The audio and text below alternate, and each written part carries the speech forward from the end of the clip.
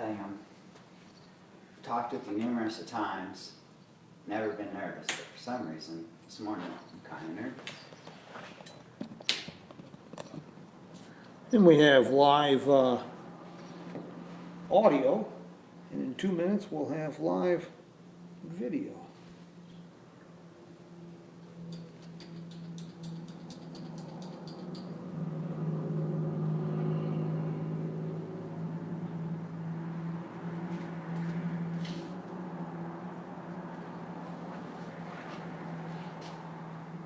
Super awesome. That'll work, huh? I freaking dig it.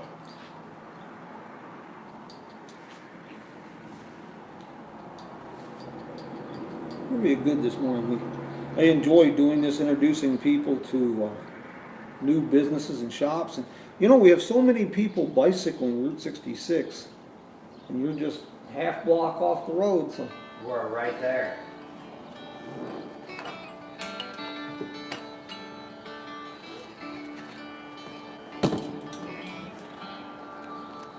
Say hello to a new friend on an old road.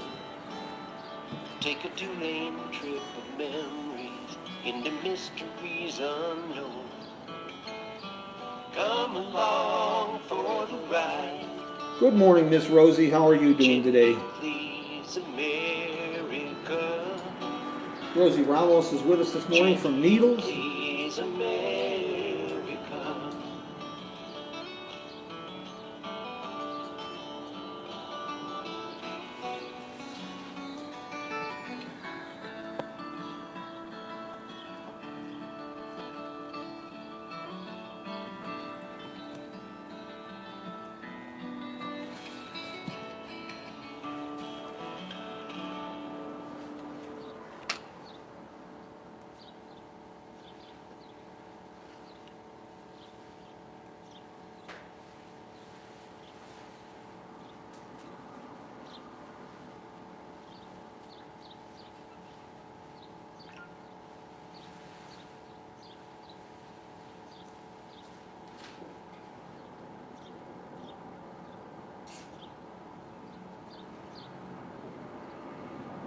Tell you, we're getting a legitimate spring this year, and I couldn't be happier about it. Beautiful, isn't it? It is.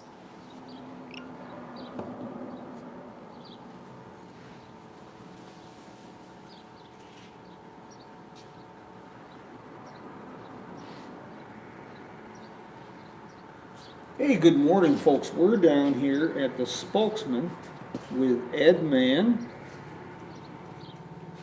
a new shop in Kingman, just off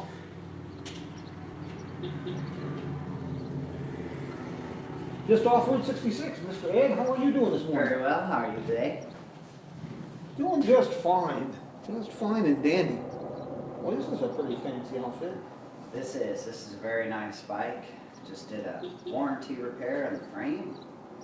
Getting ready to send it back out in the wild to have new adventures. How long have you been? Well, Ed, tell us a bit about Ed. How in the world did you become a throwback, having a nice little shop and tinkering on things? Well, I loved bicycles since I was a little kid. It was my first hot rod, if you will, one that I was allowed to kind of modify and make my own thing. And the sickness never left. I just always, admired the simplicity of the bicycle, but at the same time, the freedom that you get from a bicycle. I really feel that it's the first time that any kid out there really gets the first opportunity of freedom. They could turn right or left as they like, accelerate or put the brakes on and feel the wind in their face and just be free for the first time ever, where someone's not holding their hand or directing their path. They're at their own controls, and that just kind of stuck with me forever. And I was like, well, the sense of freedom I get on a bicycle is like none other. I enjoy bicycling immensely. I don't do much at all anymore. I used to do a lot of bike riding back and forth to work, but always there's something about a bicycle. It's a real throwback, and it puts you in tune with things. It really does. There's a bit of research about the human body in motion with the earth. There's very few things that you can do where you could coast. You know, being in a boat or a surfboard or on a skateboard, on a bicycle, where your body is no longer moving, but you are still being propelled forward. And that does something special to the brain. It triggers things. And I don't know a person alive who doesn't like to coast. Coasting is, it's beautiful. It's serene. It gets you back in bicycling, especially with the beautiful mountain bike trail system that we have here. It really gets you in touch. It really does, yes. And it's a sense that you cannot get from motorized transportation. Yeah, The quiet, right. the peace. You that comes lose a from this. lot. You lose a lot being in a motorized vehicle, for sure. Whether it be a motorcycle or a car, there's just an intensity about being in a motorized vehicle that a bicycle or a horse or your own 2 feet just gives you that bliss, that quiet, and that time to just let it all go. Just everything gets to pour out of you. How long have you been professionally repairing bikes and doing things like that, Ed? Well, I've been paying bills with fixing on bikes for about a decade now. I did my first bike when I worked on my first bike when I was probably about 8 or 9.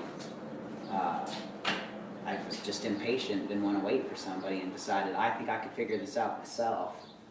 You know, back then we had Tinker Toys. Yeah. Legos was more popular, and Lincoln Logs and all that kind of stuff. So you kind of, erector sets and stuff. Back then they really wanted to like provide kids an avenue to learn and tinker, and that just carried on into one thing into the next. And then before I knew it, I was getting in trouble for taking my dad's tools. Say, where did my tools go? We put those back.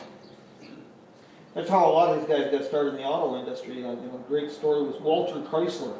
He got his first car, talked his boss into buying him an automobile. First thing he did was take it apart. Take it apart. And figure out what made Yeah. the thing work, what made makes it function. tick. Yeah. Yes, sir. That's me. That's me all the way. This is good stuff down here. This is a neat building you have here. I love this building. It's I really, perfect for what you're doing. It really is. I love old. I'm a big fan of old stuff. And this building just ticks all my boxes. It's old. It's got 100-year-old velvet wallpaper. We have, bare concrete floor. It used to be a bar. What could be better than a bike shop that used to be a bar? And, it was a Packard station next door, Packard service. And I just really like the vibe of the old building. Sure, it's shabby. It's not very corporate. There's not a lot of fanciful ornamentation in here and stuff, but that's exactly how I like it. It's perfect. It's perfect for what you're doing here. This is a real throwback, and it's just got a neat feel to this building. It really does. Yeah, it's got a nice warm sensation. Now you're repairing bicycles here, and you're also selling bicycles? Yeah, everything from fixing your current bike to let's open up the catalog and look through some numbers and find out if there's another bike that might suit your fancy. And you're down on 2nd Street between Beale and Andy Devine, which is Route 66. Yes, sir. I could get on one foot and hop between street to street. It's nice and tight right here. I could see both sides. I got a beautiful view of the mountains and that mural next door. I couldn't love this spot more. That's why I moved everything from the service to the front window so that I could see out and be seen. When you get people like say if you're bicycling Route 66, this is a great place for a tune-up or tube repair, tire repair. Sure, like that. absolutely. I've shown almost all my special secret little bike hacks to the guys on tour that got riding around the world, because there's little fixes I've learned from 80-year-old guys when I was 10 that still work today. That's one of the things that's awesome about the bicycle is that fundamental technology hasn't really advanced so far to where those old ideas and tricks still are applicable today. Well, now this is Santa Cruz is one of your top of the line bikes, right? Yes, sir. And I can see a few gadgets with the centerpiece here, but Yeah. basically the overall technology is kind Gosh, almost unchanged. Almost unchanged. A double diamond frame with a 2-leg fork, wheels, a chain, handlebars, and a seat. I mean, it's a real basic, crude machine. However, they have become fancy beyond its wildest. You know, there's everything from race car technology, aerospace technology, caveman technology. No. It's everything all wrapped up into one cute little machine. Yeah, Andy, we're down here. This is and I'll post a picture of the dealership. But this is you're right, this is Duke's, and that's the old Packard facility here. Yes, I guess sir. this was like the third Packard facility Yes, in sir. Kingman, yeah. Popular brand. And now I notice you're putting the logos back up on the Yeah, on the outside of the building. The owner of the building is very similar to me. We embrace that old stuff, and if it was up to me, nothing would change. Everything would just remain the same. We just continue to keep things as they were and keep it maintained and carry that heritage for as long as we can. Yeah, I don't see. I'm not a big fan of changing things. You can see by my old Jeep. Yeah, you can tell by my 60-year-old car there. Yes, I there you like go. old stuff. I like to see the throwbacks. That's good stuff. It simplifies life a lot. It really does. And you are so, I know you're very modest about these things, but you've been really instrumental in developing the Surbat Foothills Trail System here in Kingman. You've got a good team and you work with a lot of great people. We do. But you've been really a driving force behind that. You know, I worked at Bicycle World for a long time, and the owner of the shop there, Jim, him and a couple of the other older fellows around town here, they ganged together and made the Mojave Mountain Bikers. And they realized, they were told by the director of the BLM, your guys' joined voice is louder than individuals.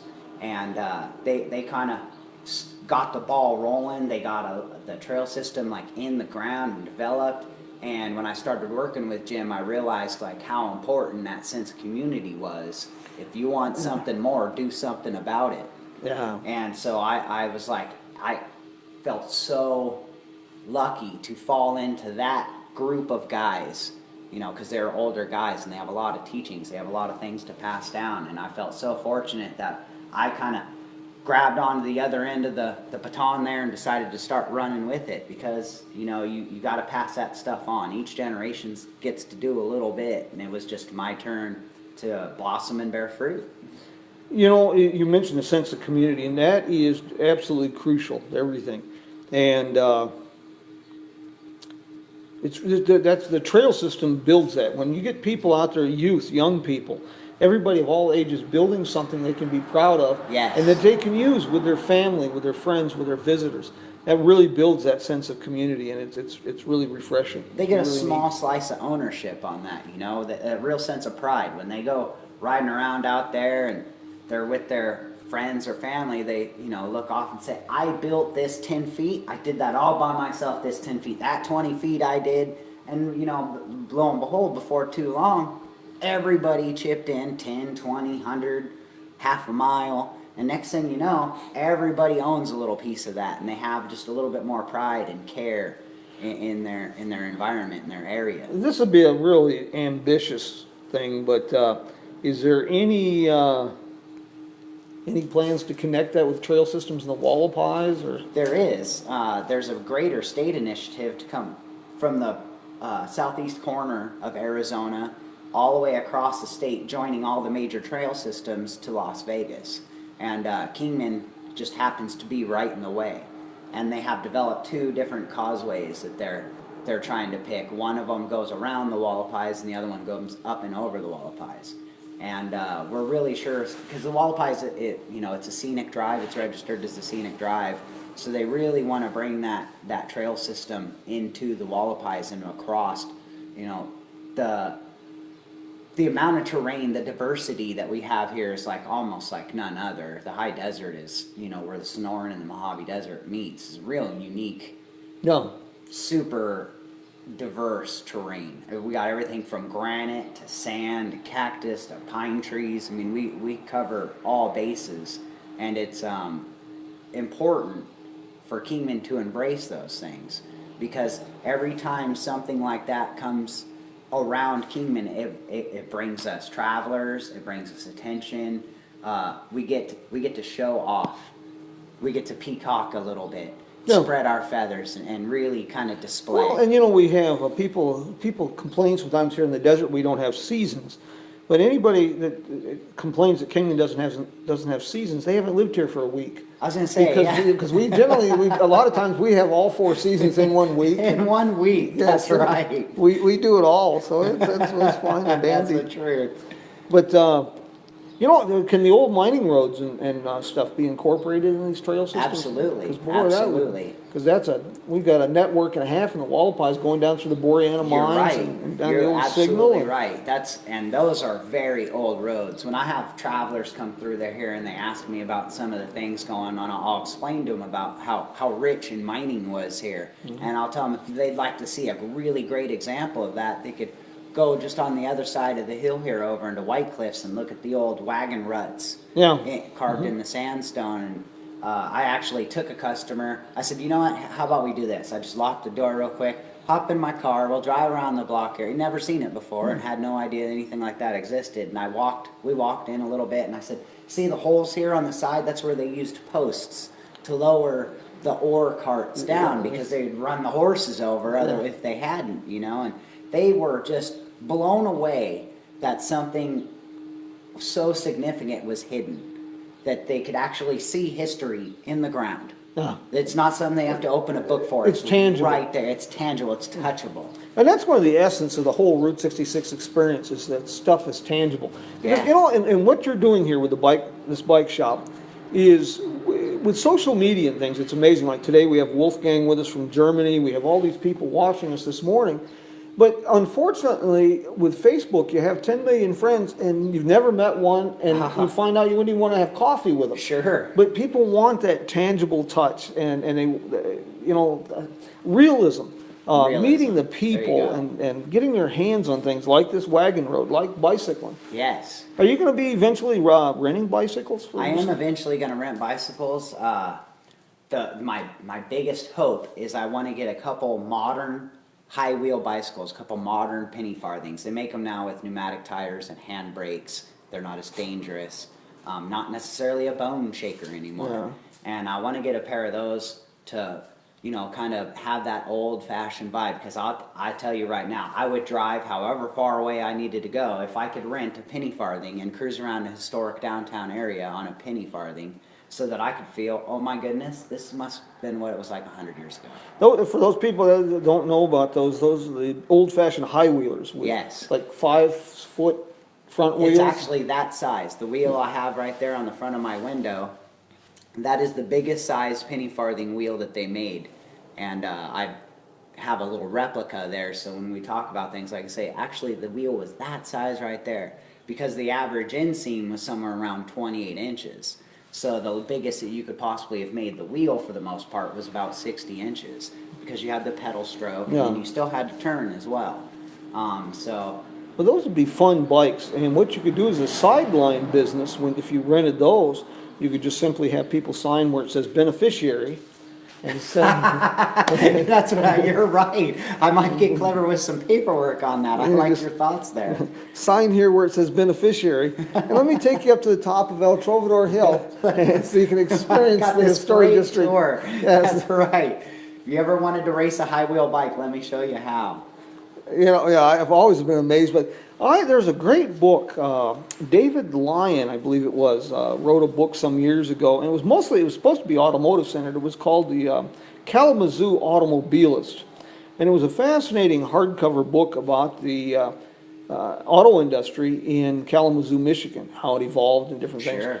But I was really astounded in the 1890s. I knew about the League of American Wheelmen and how that gave rise to the Good Roads movement, which gave rise to the National Old Trails Road, Route 66. Yes, sir. And I knew that a lot of the people like Barney Oldfield, the automobile racer, started out with bicycles, and the Wright brothers were involved with bicycles. Absolutely. But what I didn't know was how far these crazy people toured on these bicycles on no roads in the 1890s. In the wild. Yeah, the bicycle club in Kalamazoo would organize trips to St. Louis, over 300 miles. That's wild to And, me. you know, and just amazing things. Andy, that's a good idea. Andy said you could take those bicycle high wheelers, let them ride them down Wallapai Mountains. Oh, I could imagine seeing somebody's legs just start smoking holding that bike back. That would be, sounds like a sporting event for retired kamikaze pilots. Yes. That's just bad news all the way across Oh, the man. board. Well, God, but this is good. I'm glad you're downtown, and the downtown's coming to life with such a vibrancy and shops like this. I think so too. Yeah, And this you know, is key. the This is key. age of the person that's bringing the vitality back to downtown is a lot younger than one would think. Yeah. And the mentality of that age group also with the embracing of the old stuff would shock you on how old the average person is on that. You'd be like, wait a minute, you should be all about corporate lifestyle.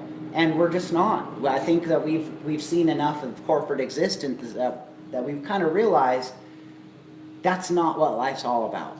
We're witnessing a really societal change right now, and this, your shop and you know, being a throwback, this is a manifestation of this, that we're getting back. I think we're embracing a more simplistic worldview, if you will. I concur. All And the way on that. I it's just, concur. yeah, it's just a changing situation. It's not good, it's not bad, but it's a changing thing. And you can see it, there's really interesting reports and statistics that are coming out. Malls, of course, are closing. Sure. Golf courses, I was very surprised that golfing is in a pretty dramatic decline. It is. And because it's and there's certain things that we've just taken for granted for so many years. And You know, they're changing. a few years ago, the saying was mountain biking is the new golf. And then as the statistics come out and you see the decline in the golf Yeah. clubs, it's all too apparent to me that, yeah, cycling is becoming the new golf. Sure, your entrance into it's kind of expensive with your equipment. You know, it costs to have the equipment. But after that, it's a gift that keeps on giving. You can use that equipment at any time you choose. I mean, it could be raining outside and you could go enjoy your bicycle. You don't need a perfect day to do that. You don't need a course to go do that.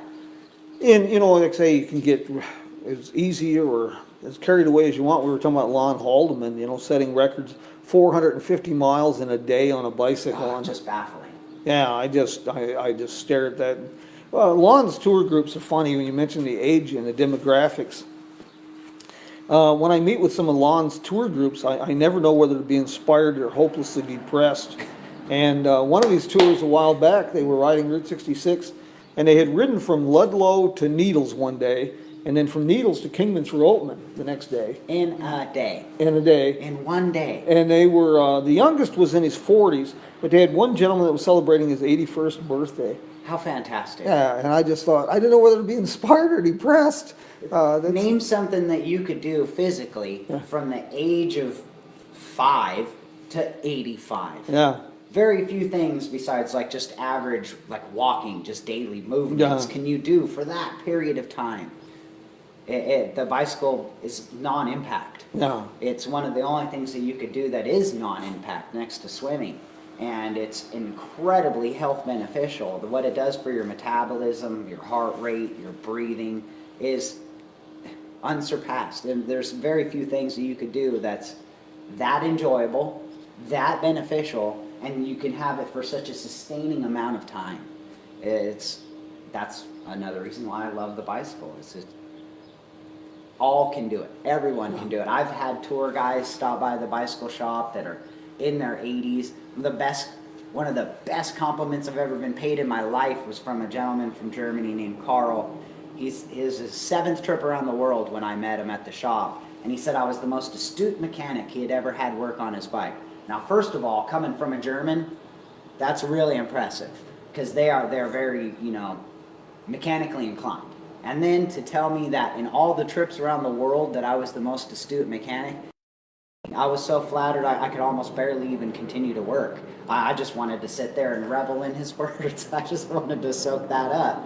And it gave me a real sense of appreciation that somebody in the farthest away land can appreciate what you're doing. I could pick everything up and go to Germany or any other country in the world and do this very same Yeah. thing here and still have that same sense of appreciation. There are very few things that you could do that with. Very, very few things.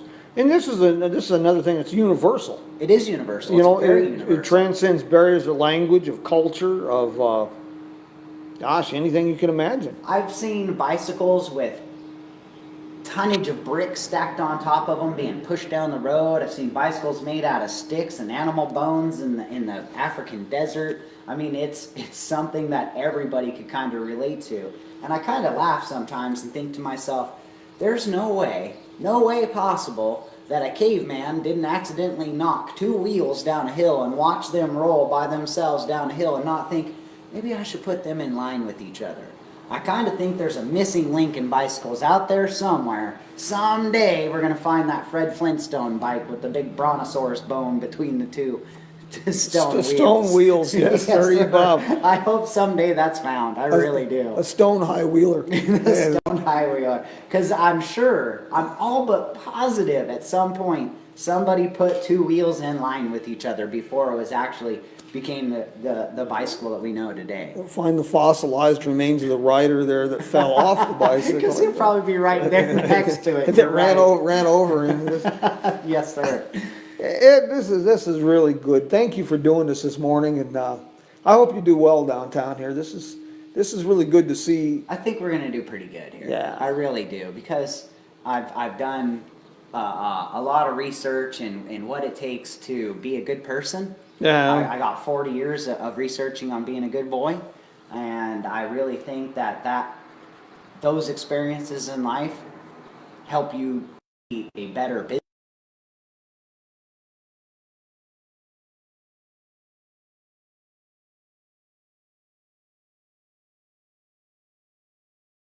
Good. Excited about the future of cycling here in Kingman. We have new trails coming, a lot of city infrastructure being changed, the Route 66 National Trails designation. There's so many positive aspects. The environment is just right to really have this set sail. No, I think so too. I really do. And with the trail system we have, once we start promoting that's going to become a destination in itself. Oh, it really is. I can't go on the trail without meeting somebody from some distant land that said, we read about this on the internet and we had to come see it ourselves. Oh, we read about this mini monument valley that you could go ride your bike through, and we had to come see it. And their jaws are on the ground when we make the cusp of a corner, and they see these super impressive golden variegated red buttes, and they just can't even believe that we're allowed to walk around and ride around that kind of stuff. And I explain to people that's the whole point of people's lands. That's where public lands is. That's yours. Yeah. You pay into that, and you own that, and take ownership in that, and really be a steward of the land. And I'm telling you, people leave here changed because they get to see a pristine countryside, and they take that back home, and they're like, I have that at home too. I should utilize what I have. I have to ask before we wrap this up, what would a bike like this sell for? This unit right here is a really high-end unit. It's a lot of carbon fiber, everything from the rims, the wheels, the frame, very, very high-end stuff, sealed bearing everything. There's more aerospace and Formula One technology going on in this bicycle than probably anything that I've ever put my hands on. This unit right here goes for about $6,000. Guaranteed for life. That rim breaks, they'll have you a new one in 24 hours. As a matter of fact, we broke the frame on this bike. He had a new one within a few days, and here it is reliving again as a new bike. It's incredible technology. The amount of technology that's packed into this piece of suspension right here and how its valving works is more complicated than anything you'll find in a motorcycle. The sizings, like how tiny the orifices are, the fluid dynamics that happen inside of there can only be compared to against in the highest end of suspension, like space shuttles and Formula One race cars. So this is where you get all of the best compiled into one usable unit. I'm just trying to wrap my head around $6,000. You know, I most of my life I've never paid over like $1,000 for a car. This is for professional equipment, right? Yes, yes, This yes. is very professional equipment, and the amount of hours that this fella spends on his bike in comparison to other hobbies is the actual price per usage. That's something that my wife uses on me when she buys a purse, is how much that purse costs every day to carry. She kind of hit me with those numbers that make sense, and I applied it to the bicycle, and it ends up being actually pretty affordable to ride a Rolls Royce bicycle through a period of time. Cost per usage. I'll have to write that down. That sounds almost political. I like that. Hey, she outsmarted me on that one. She's got absolutely viable numbers, and I can't argue with them. They're facts. Ed, thank you for taking time this morning to do this, and Thank we you. look forward to Jim. seeing this go, and look forward to seeing more bicyclists on the road. And if you decide to do that high wheeler idea with beneficiary, let me know. Maybe we can work an arrangement out on that. Just, Maybe we can get you into the list there yeah, I can see money in there somewhere. as a beneficiary, of course, not necessarily the rental. Well, I was thinking, we could pool with Mountain View. Well, anyway, Yes, that's another yes. story for another day. Thank you, Ed, very I love much. it. Thank you, Jim. You bet. Thank you so much for coming to visit me this You morning. bet. I hope everybody will come downtown and take a look. This is kind of fun. Thank you. We'll see you you. next week.